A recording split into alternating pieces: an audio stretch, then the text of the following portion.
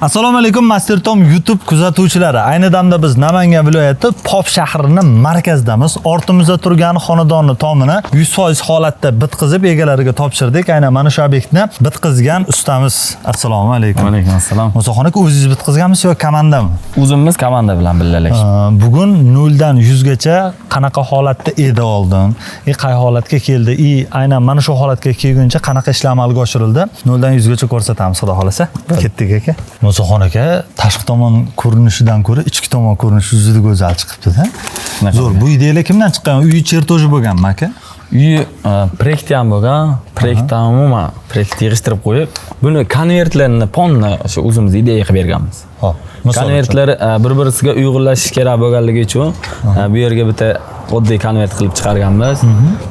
Bag'ga bitta oddiy konvert qilib chiqarganmiz. O'tdagi ham bitta konvert kattaroq qilib chiqarib turib, arkalanib yuraverganmiz. Bu tomoni-chi? Bu tomonni o'zinglar mana ko'rishingiz mumkin. O'tda konvert bo'lib chiqqanda ikkala yon ham konvert bo'lgan.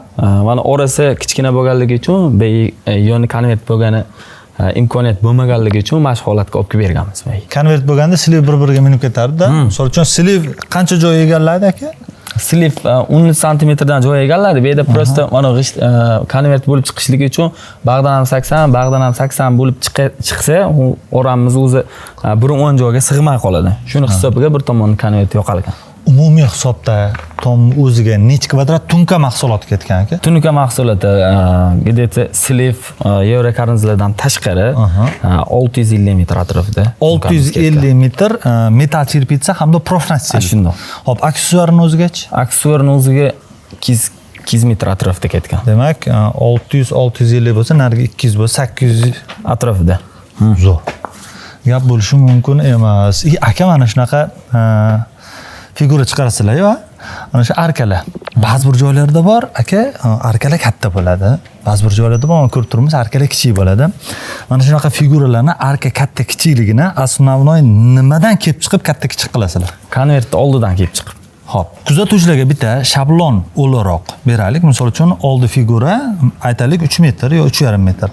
Necha santimetrli arka qilganimiz yaxshiroq? Hop, 3 metr bo'ladigan bo'lsa, bo'yni balandligini 1,5, orasini 1,80 qilish kerak. Tushunali.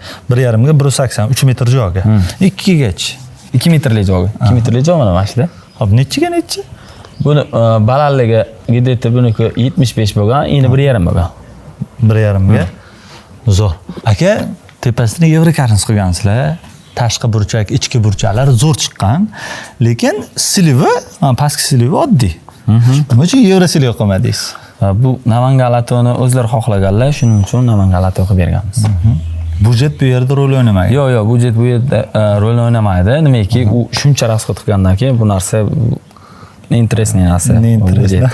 Xo'p, endi qarang. Sliv borligiga qanchalik foyda, yo'qligiga qancha foyda, qanaqa zarari bor? Biz uchun sliv muhim narsa, qo'yish kerak. Qo'yish tavsiya beramiz biz. Kimdir o'zini yo'nalishi bo'ladi hammani, shu yo'nalish bilan ishiga garantiya berib, javobgarlik bo'yniga olib qilib ketaveradi.